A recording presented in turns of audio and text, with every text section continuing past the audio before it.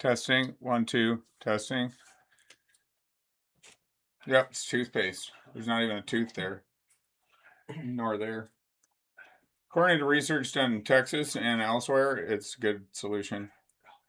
Especially with hydrogen peroxide mixed into it. It works. It just makes you look funny. Okay. Okay, ready to go. Yeah, the name of this again. Who decided distress was an illness?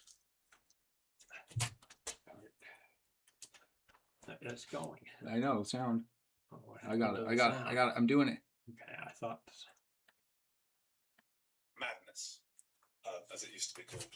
And I'll draw on both of these as well as other things during the talk, but Andrew Scull, British historian, and Harrington, American historian, they both reach very similar kinds of conclusions, and other books that chart this history kind of reaches similar conclusions, usually, unless it's written by a psychiatrist, of course, that it's just kind of a matter of historical record that the way these concepts emerged and the way distress became an illness, a psychiatric illness and disorder, is more about social forces and the forces of power than it is about science. And in fact, it doesn't have much to do with science.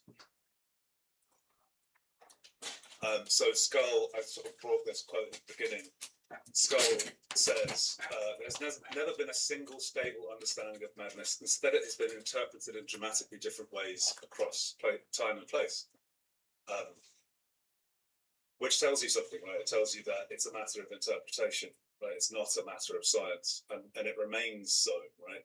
So whatever we call madness, psychological distress, is something that how we viewed that and responded to it has shifted and changed since the dawn of humanity, really. There's never been a fixed truth of it, such as you would get from science, right? From a scientific discovery or something like that. So to get ahead of ourselves a bit, psychiatry, the broad institution of psychiatry tends to give you the sense that exactly what's happened is that science via medicine and psychiatry has discovered truths about distress or madness. That's the kind of story we're told, but it's just an interpretation, and that's the true and the diplomatic answer. So long before psychiatry. So psychiatry emerged in the 18th and 19th centuries, right? So before that, it's obviously not a new thing, right? Suffering, distress, psychological disturbance of various kinds, grief, despair, fear, hearing voices, unusual beliefs, trauma, anxiety, profound emotional suffering. All of that has been around since the dawn of humankind, right? It's part of our experience in the world. But for the vast majority of that history, of recorded history, those things were not understood as medical conditions, were not manifestations of a medical category called mental illness in particular. Mental illness is a very recent word. So they were understood in terms of spirituality, morality, religion, social circumstance. So that's not to say, you know, you can have lots of conversations about the relative merits of how madness was thought about before medicine. And there's some value in those ways of conceiving it, as there are in ways of conceiving it in different areas of the world right now that aren't so organized by medicine. However, there's also problems with it, and it's not just that psychiatry has come along and just made something that's perfectly fine worse. There were problems with understanding it in that way, and people who were considered mad were ostracized, and often, you know, all these images of people being chained up, you know, so there's obvious problems with how it was, but the response of psychiatry into turning it into a medical thing is a recent phenomenon. So as I've already used the term, in the UK at least, and in America, the terms that we used were madness and lunacy. So madness had to do with basically the origin of that is just losing one's mind, right? That's the sort of version of madness. And lunacy, if people are aware of that, that was a term that for a long time, I think in the Middle Ages and after that, there was a strong sense that madness was tied to the movements of the moon, right? To the movements of the planets, right? So it's kind of more of an astrological understanding of madness. I don't know if anyone's had the experience of full moons. Something does happen around full moons, right? There's a thing that happens with kids, with people that are really suffering, right? Obviously, I'm not arguing that we tie that to the patterns of the moon, but it's not completely without substance or merit, right? There's a reason for that. Okay. So the birth of psychiatry. So during the 18th and 19th century, what was called madness or lunacy increasingly became the concern of a new medical speciality, psychiatry. Or it was originally called people were alienists, which is an interesting term. We won't go into that, but I sort of associate with people being alienated from themselves or alienated from society, which actually seems quite interesting, I think. There was a full moon, like, But when I was in full psychosis, transformation into it being a sort of right before medical mental concern, hospital. Coincided with November public 5th. asylums, expanding state authority, professional medicine. Whatever, it's true. I was wondering and I looked it up. You know, around that time, it's not a sort of, it didn't happen in a vacuum. It wasn't me, it was There's the this moon. sort of tremendous I remember it was right right out. advance that sort of comes after the Industrial It was Revolution. ChatGPT in the during moon. the Industrial Revolution, and all these new findings and discoveries and new kinds of expertise. And along with that, there's this sort of growth, this idea that madness could be considered as a medical condition. So it gradually shifted from being understood as moral or religious or social to being framed as a medical one.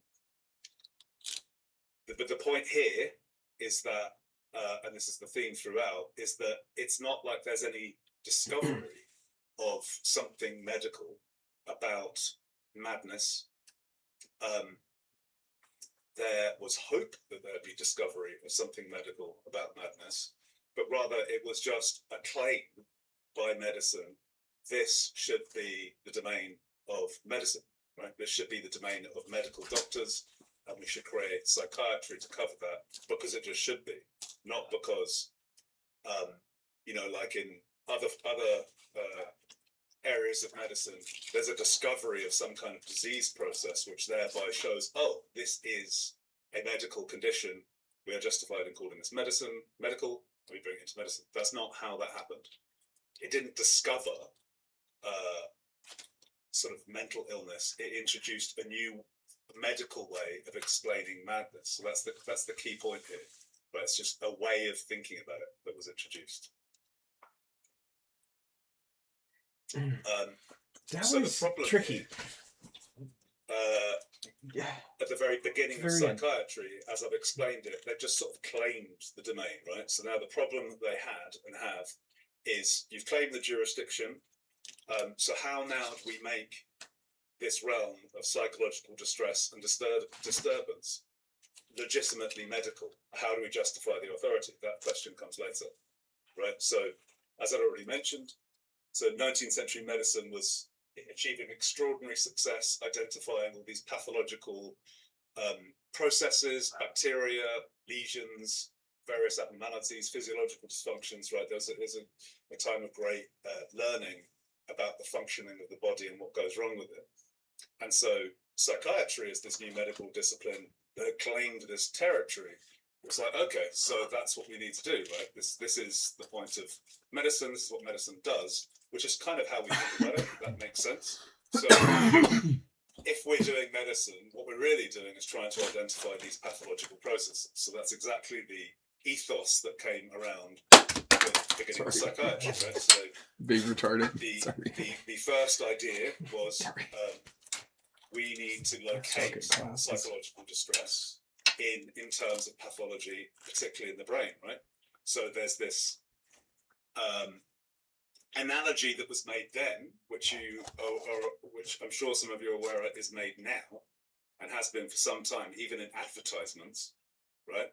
That diseases of the brain or mental diseases, mental illnesses are analogous to diseases of the body, right? It's the same thing. So medicine treats diseases of the body. This domain has been claimed as medical, therefore we're talking about diseases of the mind, specifically diseases of the brain. That's the claim. It's a claim. But the point here is that there was no discovery of mental disease or brain disease. There was just a claim over it. And then it was trying to then ground its authority in the assumption and the hope that it will find these diseases of the brain.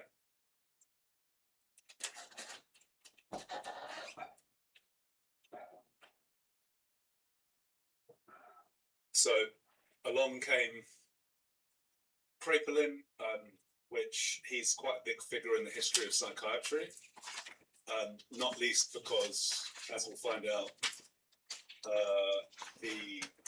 the modern way we categorize psychiatric disorders is called neo-Kraepelian, because it brings back the same ideas that he had. But he basically transformed psychiatry Wait. from this idea. You want to rewind? Loosely Go for it. disorganized. Yes, You can do that or just easily. pause it. To Yeah. trying to Is that okay with Spacebar. you? Oh yeah. I was yeah. just making sure that was okay with You you. guys can just hit spacebar. You don't have to. Oh, No, okay. no, I understand how okay, okay, that's fine.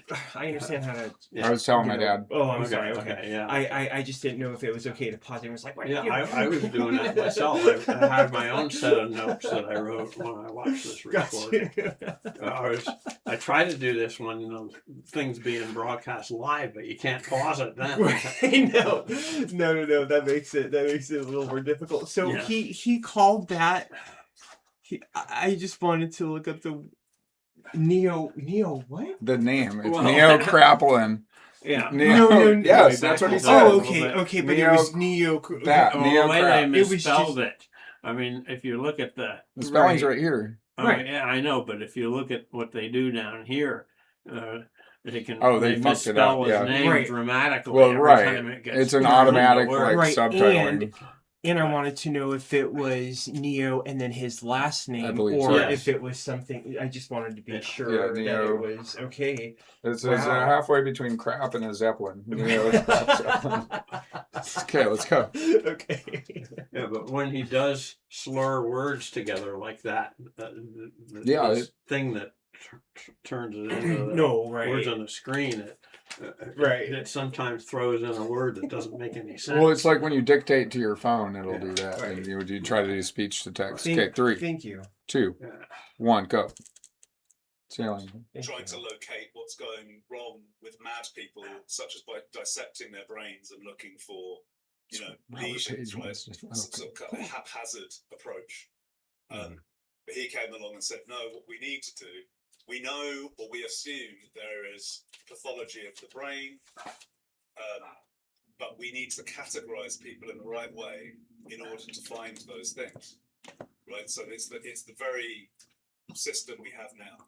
We need to look at and classify symptoms and chart the course over time and identify distinct disorders, categories that then we can assume there's a disease process underneath.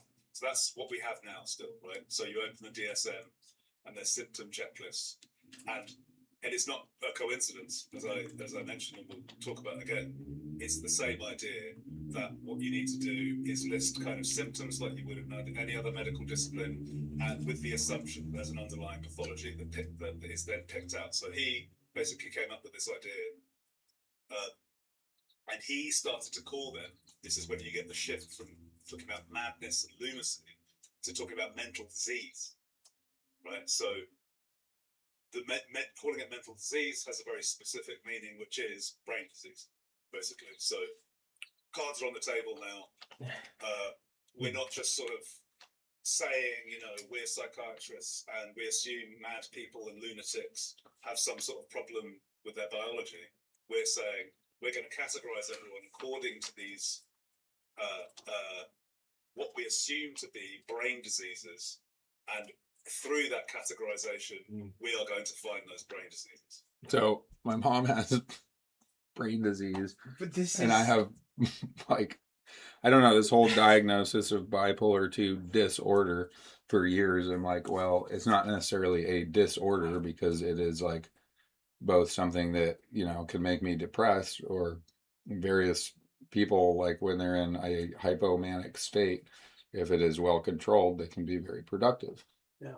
And that's a thing that I didn't come up with. But they could be two entirely separate things. It's not just one thing called bipolar disorder. No, but Right. the medicine I take prevented me from getting depressed, and it has done so for 5 years. So I like it, and I take it. It's a sodium ion channel blocker, whatever that means, Yeah, go on. but it helps. He was also he was the first person to talk about schizophrenia